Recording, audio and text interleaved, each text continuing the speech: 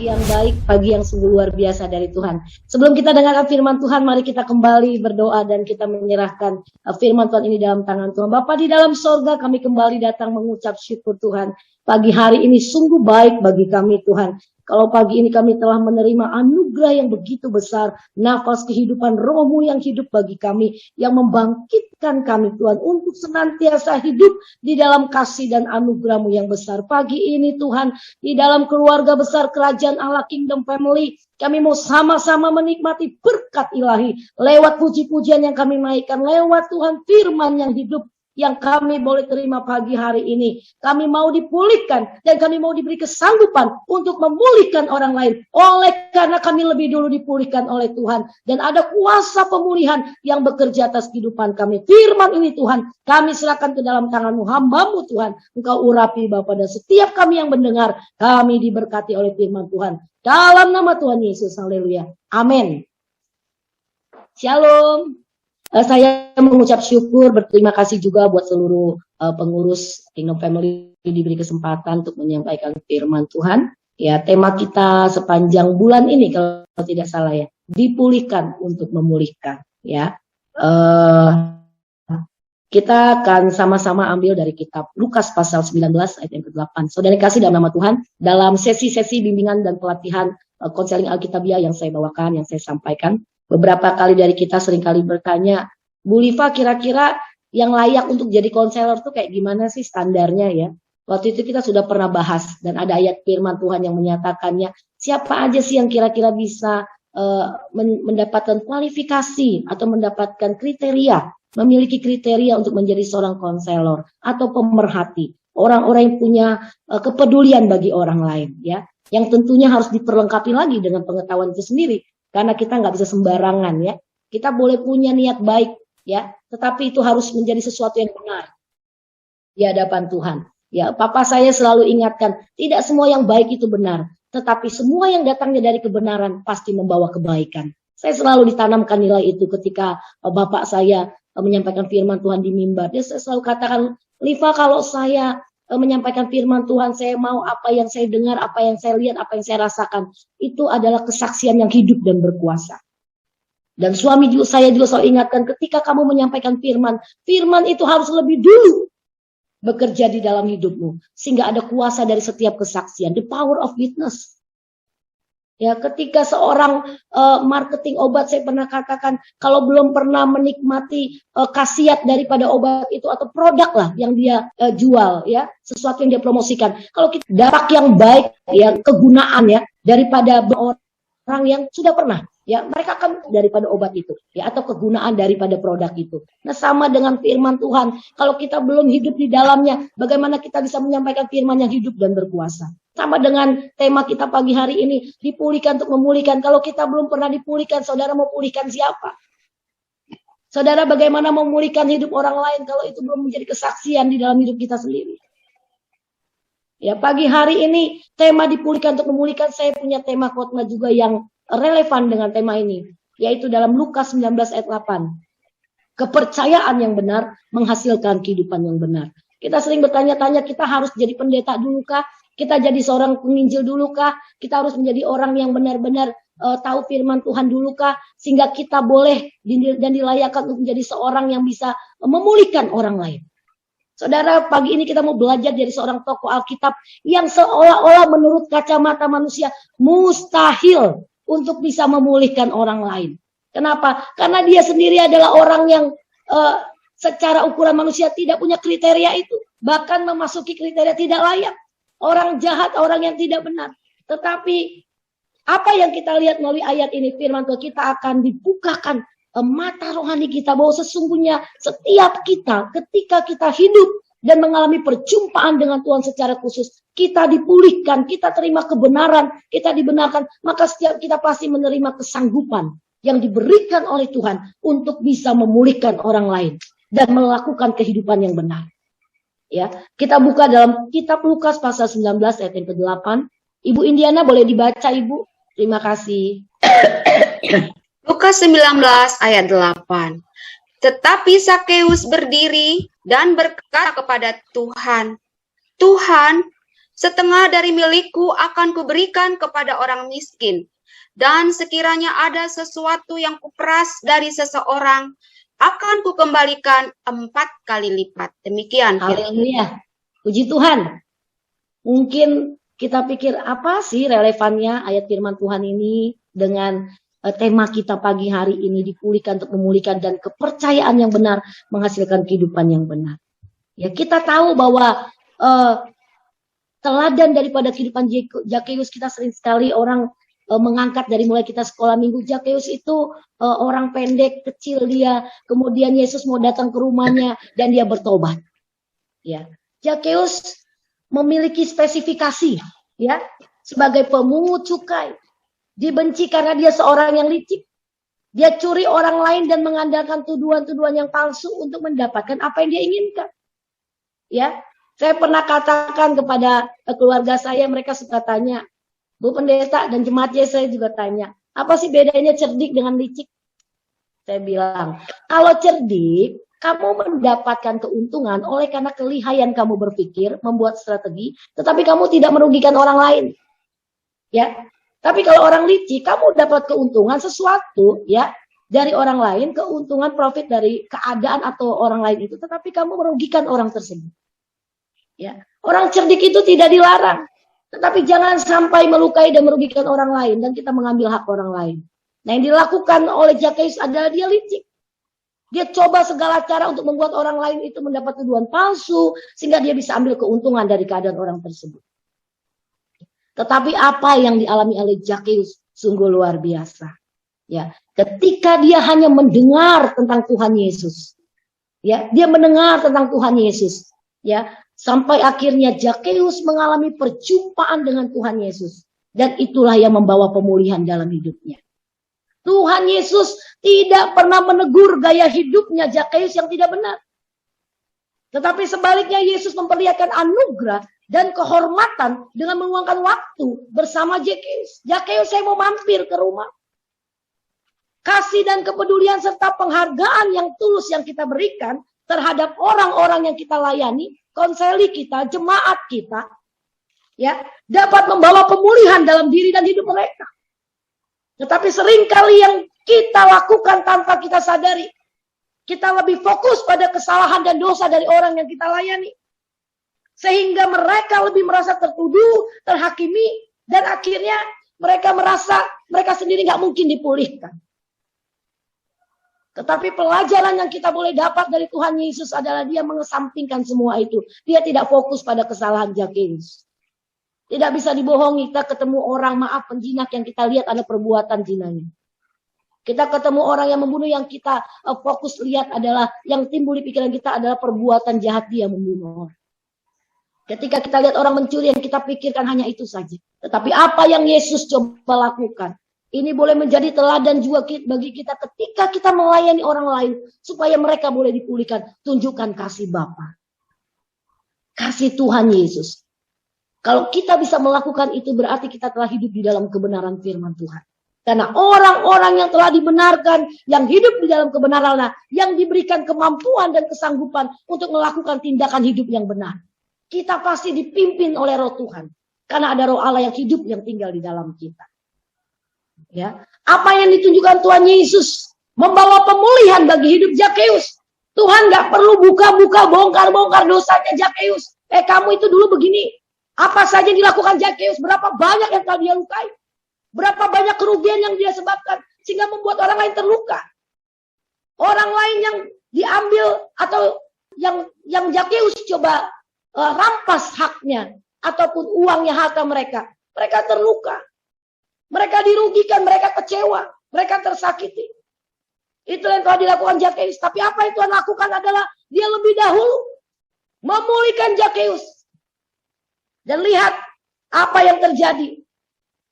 Lukas 19 ayat 8 itu bukti terjadi pemulihan di dalam diri Zakeus. Tetapi bukan hanya pemulihan bagi diri Zakeus. Zakeus otomatis langsung dimampukan untuk memulihkan hidup daripada orang-orang yang telah dia lukai. Di dalam satu ayat, dia melakukan dua hal. Terjadi dua hal langsung. Dia dipulihkan dan dia memulihkan.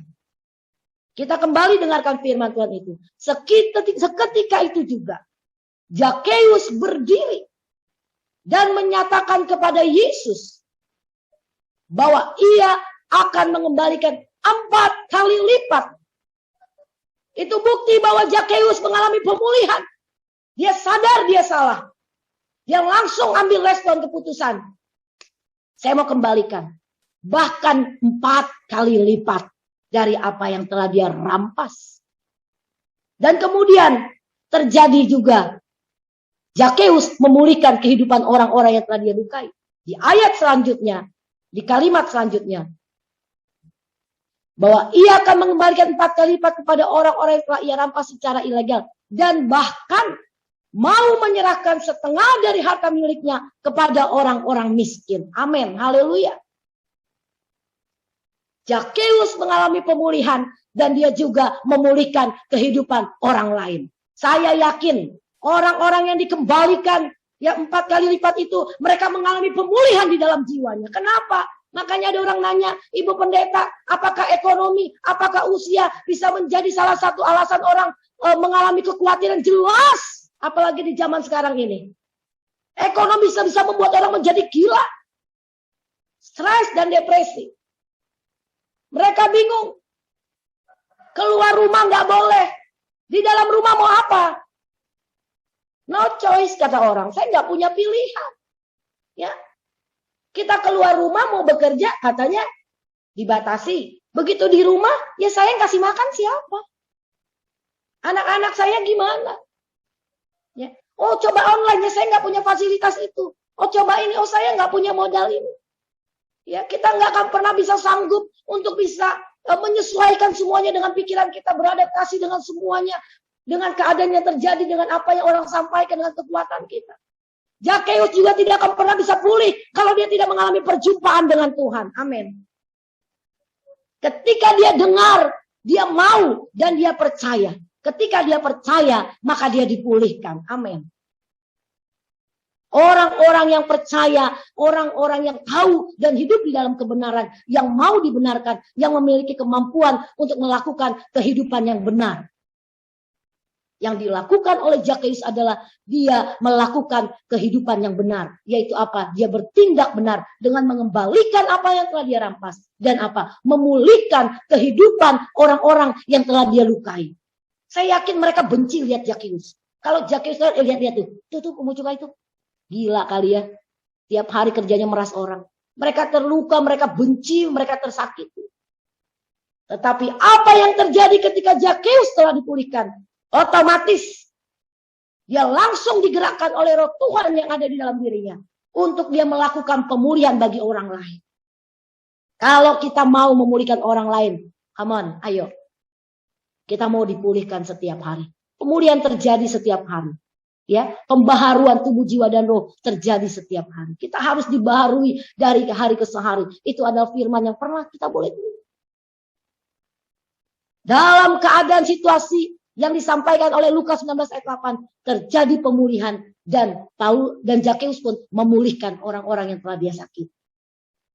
Oleh karena perjumpaan Zakheus dengan Tuhan Yesus, dia dipulihkan seketika itu juga. Dia diberikan kesanggupan untuk memulihkan orang lain dengan mengembalikan apa yang telah dirampas dari mereka.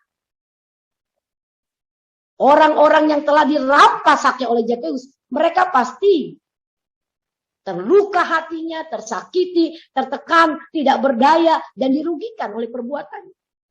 Lewat pemulihan yang terjadi dalam hidup Zakheus, mereka mengalami pemulihan sebab apa yang telah dirampas dari mereka telah dikembalikan. Bahkan ada bonusnya berlipat ganda.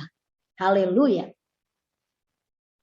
Kita buka dalam 2 Korintus pasal yang pertama ayat yang ketiga sampai yang keempat. Ibu Indiana boleh dibacakan. 2 Korintus 1 ayat 3 sampai 4. 3 sampai 4. Demikian firman Tuhan dari 2 Korintus 1 ayat 3 sampai dengan 4. Terpujilah Allah Bapa Tuhan kita Yesus Kristus, Bapa yang penuh belas kasihan dan Allah sumber segala penghiburan, yang menghibur kami dalam segala penderitaan kami, sehingga kami sanggup menghibur mereka yang berada dalam bermacam-macam penderitaan dengan penghiburan yang kami terima sendiri dari Allah. Demikian. Haleluya. Yes. Ya, siapa aja yang memiliki kelayakan untuk melakukan penghiburan bagi orang lain. Salah satunya firman ini yang menjamin. Kalau kita sudah menerima penghiburan yang daripada Tuhan, lewat penghiburan yang kita terima, kita dimampukan oleh Tuhan. Itu firman. Firman Tuhan ya dan amin. Pasti. Ketika kita percaya, yang berada dalam bermacam-macam penderitaan dengan penghiburan yang kami terima sendiri dari Allah. Kita dimampukan ketika kita telah lebih dulu menerima penghiburan yang daripada Tuhan. Setiap kita dilayakkan oleh Tuhan untuk dipulihkan dan memulihkan orang lain. Apapun status dan latar belakang kita. Seperti yang Zakheus telah teladankan. Dosa dan pelanggaran kita selama kita percaya kepada Allah yang benar. Maka kita pun akan memiliki kehidupan yang benar. Zakheus percaya kepada Tuhan Yesus. Zakheus percaya kepada Tuhan Yesus, maka dia pun dibenarkan. Dan diberi kemampuan untuk melakukan tindakan yang benar. Dengan dia mengembalikan apa yang dia telah rampas dari orang-orang yang dia telah lukai. Dan itu membawa pemulihan bagi orang-orang tersebut. Sebab Zakheus telah lebih dahulu mengalami pemulihan yang daripada Tuhan. Mari saudara yang kasih dalam nama Tuhan pagi hari ini. Kalau kita masih bertanya-tanya, kira-kira kapannya saya boleh memulihkan orang lain, melayani orang lain? Kapannya kira-kira saya bisa mulai mengkonseling orang lain? Ya, jangan pernah habiskan waktu dengan bertanya. Ambil tindakan. Karena dikatakan seketika itu juga Zakheus berdiri. Dia nggak banyak pertimbangan. Dia percaya penuh. Dia bukan orang yang sering baca Alkitab. Dia bukan orang yang sering mendatangi ibadah-ibadah. Kegiatan-kegiatan rohani, dia bukan aktivis gereja. Tetapi dia orang yang berdosa. Latar belakangnya nggak enak untuk didengar. Nggak enak riwayat hidupnya untuk dibacakan. Kalau orang Batak meninggal, jujur ngolu atau riwayat hidup itu penting dibacakan. Kebanggaan. Apalagi kalau anak cucunya itu sudah sukses. Anaknya jadi apa? Ininya kerja di mana? Ada papan bunga yang banyak. Menandakan dia punya pekerjaan atau posisi yang hebat. Riwayat hidupnya Zakheus nggak enak untuk diceritakan, itu yang salah. Tetapi dia mengakhiri dengan sesuatu yang benar. Amin. Saya selalu katakan, Pak, ke Bapak saya. Tentang pelayanan. Ketika ada jemaat, ya, ketika ada hamba Tuhan yang sudah kita layani sekian lama, rasanya kok udah bertahun-tahun gak ada perubahan juga dalam hidupnya. Saya selalu katakan jiwa itu milik Tuhan, Pak. Yang penting lakukan bagian kita. Ya, papa saya udah mau 72 tahun, sakit gula 20 sekian tahun. Udah di masa tuanya dia sering bilang, gimana lah ya jemaat ini? Gimana lah ya? Saya bilang serahkan semua sama Tuhan. Lakukan bagian kita yang terbaik. Jangan kita disibukkan dengan bertanya dan coba untuk mengatur strategi. No. Time is up. Waktu kita habis nanti dengan yang itu. Baik dengan hal yang baik dalam hidup. Amin. Zakheus mungkin tidak memiliki kesempatan mengawali saya dengan sesuatu yang benar. Tapi dia memiliki kesempatan berjumpa dengan Tuhan. Dan dia Tuhan orang yang dimampukan untuk melakukan tindakan yang benar. Dia dipulihkan. Dan dia memulihkan orang-orang yang dia lukai. Kita mau diingatkan. Setiap kita possible. Setiap kita memiliki kemungkinan untuk bisa dilayakkan memulihkan orang lain. Tetapi kuncinya, alami dulu penghiburan dan pemulihan dari Tuhan. Dan percaya, hidup di dalam kebenaran firman Tuhan. Pasti kita dipimpin oleh Roh Tuhan untuk melakukan semua itu. Amin. Terpujilah Tuhan pada pagi hari ini. Kiranya melalui apa yang kita dengarkan pagi ini, kita pun percaya, kita pun dipulihkan, dan kita terima kuasa untuk memulihkan kehidupan orang lain. Terima kasih, Tuhan memberkati. Bagi Bapak, Ibu, dan rekan-rekan yang ingin berpartisipasi dalam mendukung kegiatan dan program yang ada di Yayasan Rumah Terang Pusat Pengharapan atau Hope Center Jakarta, dapat menyalurkannya melalui nomor rekening yang tertera berikut ini. Terima kasih atas setiap dukungan ataupun partisipasi yang diberikan. Tuhan memberkati.